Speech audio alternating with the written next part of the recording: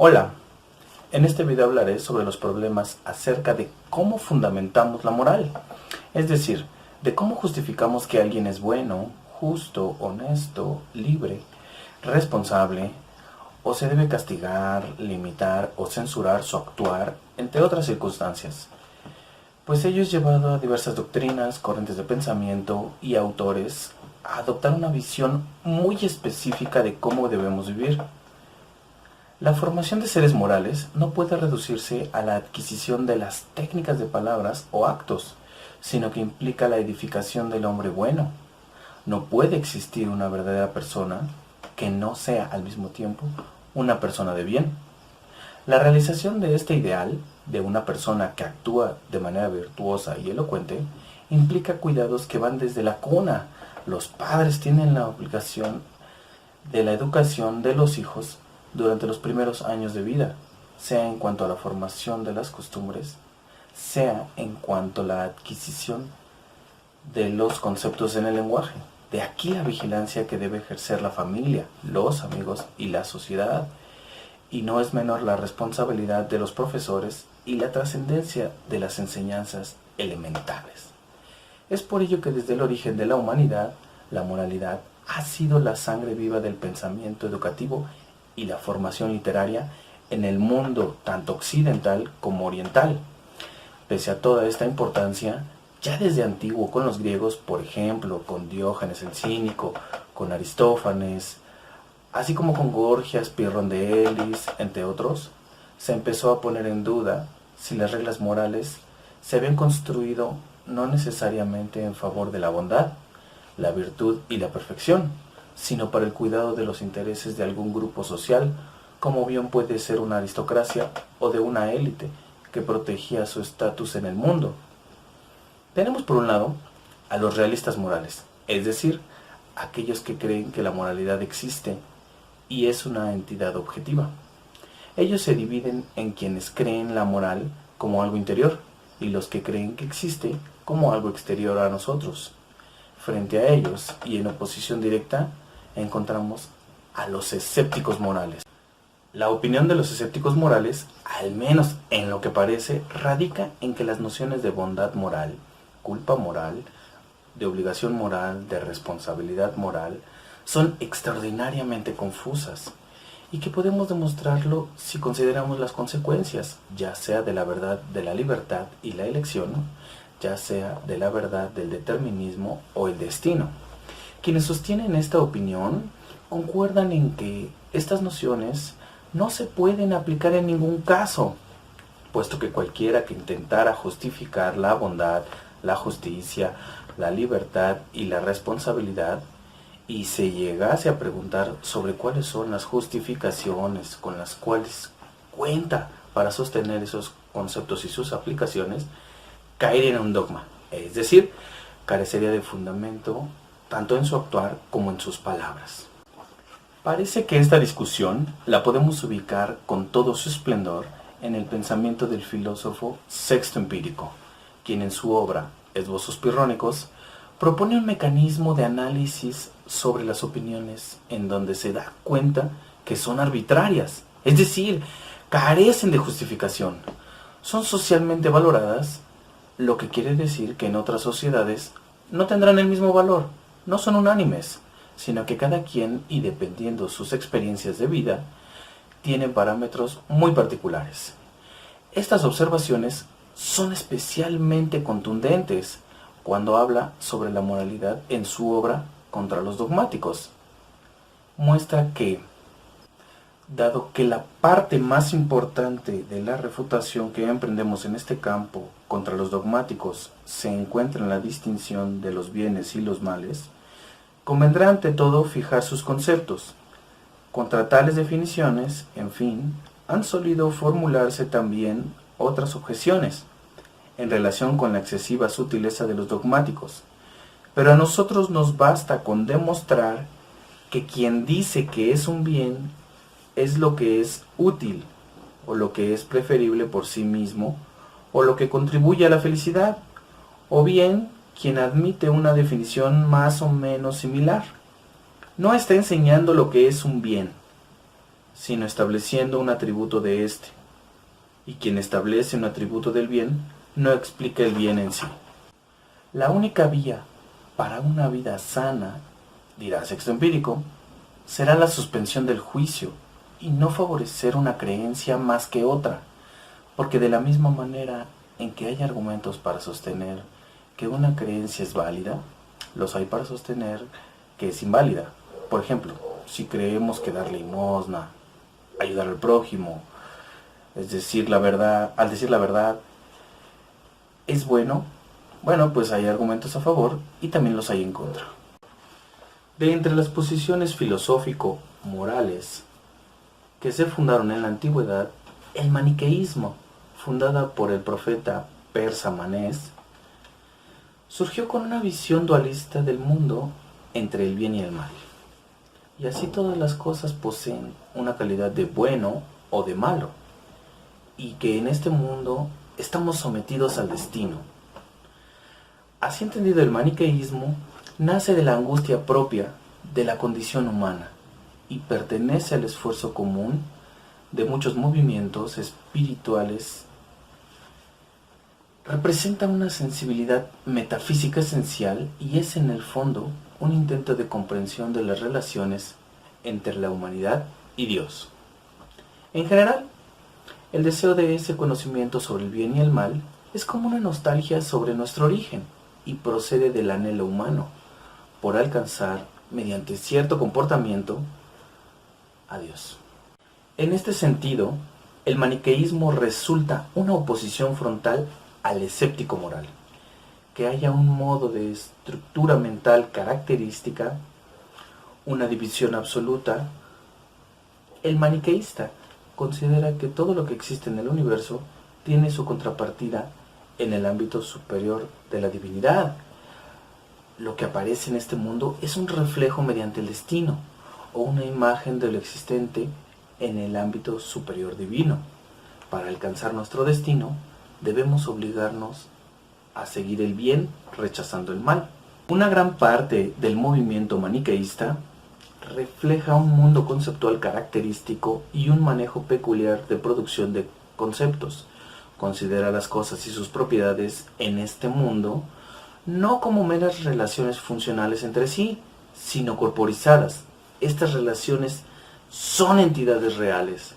¿Será que nosotros conocemos a alguien que divida el mundo entre las cosas buenas y las malas? ¿Será que podemos acaso decir que un cuchillo es malo, por ejemplo, mientras que una medicina es buena? Frente a la visión maniqueísta y otras más en religión, como el caso del cristianismo, fue Friedrich Nietzsche quien podríamos considerarlo un escéptico moral, un agnóstico moral o simplemente alguien que buscaba mejores fundamentos en la moralidad, pues muchas de sus obras, en especial La genealogía de la moral, desarrolló una investigación sobre los orígenes de la moralidad desde los conceptos de bueno y malo, bueno y malvado, culpa, mala conciencia, etc. Una de sus observaciones más agudas consiste en que la moralidad radica en crear una deuda, es decir, introducir en las personas un sentimiento de culpa, para lo cual deberían acatar las reglas y ser buenos. La culpa es un sentimiento que debe ser pagado con sacrificios. Sin embargo, ya que Dios es un ser máximo, la deuda será impagable en términos humanos. La solución consiste, según Nietzsche, en ser ateos. El ateo consiste en no tener deudas, para regresar a un estado de inocencia, para dar una vuelta a un estado original. Así, Nietzsche dirá: yo creo que no ha habido nunca en la tierra tal sentimiento de miseria, tal malestar, y además, aquellos viejos instintos no habían dejado, de golpe, de reclamar sus exigencias, solo que resultaba difícil, pocas veces posible, darle satisfacción. En lo principal, hubo que buscar apaciguamientos nuevos, y por así decirlo, subterráneos. Todos los instintos que no se desahogan hacia afuera se vuelven hacia adentro. Esto es lo que yo llamo la interiorización del hombre. Únicamente con esto se desarrolla en él lo que más tarde se denomina su alma. La enemistad, la crueldad, el placer en la persecución, en la agresión, en el cambio, en la destrucción, todo esto vuelto contra el poseedor de tales instintos. Ese es el origen de la mala conciencia. Hasta este momento considera Nietzsche que la conciencia no había sido más que un disfraz, una máscara. Los juicios morales de la humanidad no han sido más que manifestaciones solapadas de los instintos animales del individuo y de la colectividad. Y no solo de instintos, sino de debilidades, de cobardías, de estados enfermizos, de la codicia, de la astucia, de la inteligencia, de necesidades más o menos pasajeras. Para él era necesario asimilar estos juicios por su reverso, hacer su anatomía y su disección. No se trata de cambiar las vestiduras de nuestras creencias, sino de poner a la humanidad al desnudo. No es de sorprendernos que con tantos siglos de pedagogía cristiana se haya llegado a desfigurar al hombre, deformándole y retorciéndole, bajo el peso de una moral construida socialmente hablando, para mantener una cultura y no la libertad y la independencia de cada uno de nosotros. Las costumbres, las leyes, las preocupaciones no son como tantas cadenas que desfiguran el contorno de lo humano. Es necesario rechazar todas las tentativas de minimizar al humano y paralizarlo en nombre de la moral, la cultura, la religión e incluso de la filosofía. Una manera de equilibrar el desorden que impera en esta sociedad es mediante el ejercicio académico del discurso, de los músculos débiles y anémicos de la crítica. La idea primaria que ha guiado la exposición es una mera descripción de ciertos problemas filosóficos morales. En los trabajos dedicados al análisis y los principios de la ética, hay quienes se confunden con el estudio de casos, lo que se denomina casuística. Aquí presentaré una recapitulación sobre los argumentos ya mencionados. De entre estas posiciones que postulan, 1. Que podemos elaborar y defender reglas morales, hay quienes suponen que a. Las reglas morales existen como algo en la realidad, los maniqueístas. B. Las reglas morales existen como algo socialmente que es construido, que es la opinión común. 2. Que no debemos suponer que pueden existir reglas morales a. Porque condicionan nuestra naturaleza, Nietzsche, porque no debemos pretender ningún tipo de regla ni justificación, sexto empírico. Quienes sostienen la opinión 1 carecen de una argumentación sólida y válida moral, según los que sostienen 2, y su influencia en la manera en que actuamos radica en que aceptamos, de manera irracional, pero socialmente aceptada, unas ciertas reglas para ser aceptados por un cierto grupo de personas.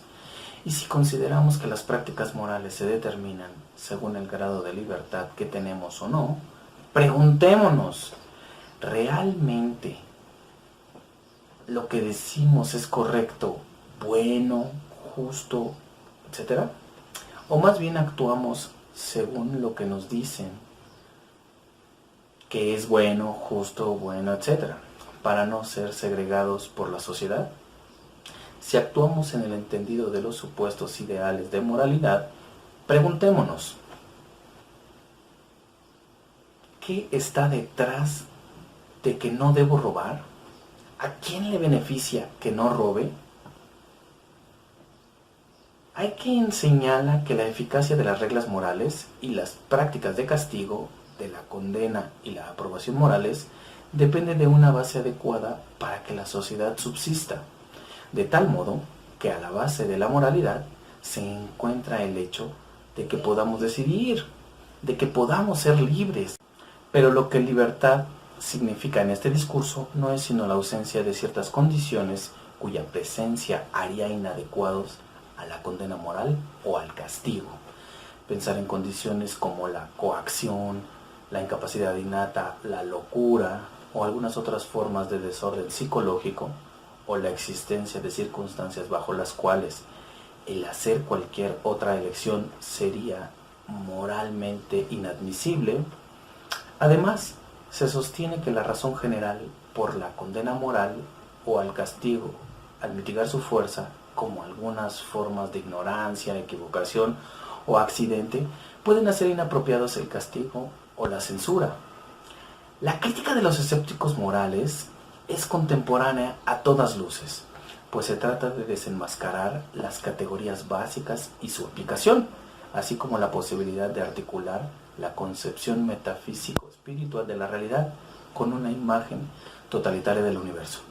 Cabe dudar de si las pautas morales sean viables en un mundo tan caótico y contradictorio como en el que vivimos. A partir de la pérdida de esta visión universal, de esta liga común a todos en un mismo horizonte, o lo que Nietzsche llamaba la muerte de Dios, parece que la noción de perfección moral no es más que un cadáver ambulante cuyo colapso se aceleró con la producción del individualismo, pero que tiene raíces mucho más atrás. Entonces, ¿por qué continúan los esfuerzos por compartir una moralidad? Seguramente por el sentimiento de grupo que nos incita a pertenecer a algún lado. Y este desamparo en que nos ha arrojado el individualismo nos está orillando a entrar formas totalitarias que nos aseguran el respeto por nosotros mismos y dar a la vida algún sentido. Lo grave de esto es que, como cualquier totalitarismo, se introduce en los aspectos más pequeños e interiores de nuestras vidas, y por lo menos tenemos que preguntarnos si ello no cierra oportunidades e importantes avenidas en el pensamiento. Mi labor como filósofo no es darles ninguna respuesta a estos problemas, más bien es presentarlos. ¿Cuáles son los argumentos a favor y en contra de estas posiciones? La labor ahora de ustedes es reflexionar, dudar, investigar, cuestionar si alguna de estas posiciones les parece la más adecuada.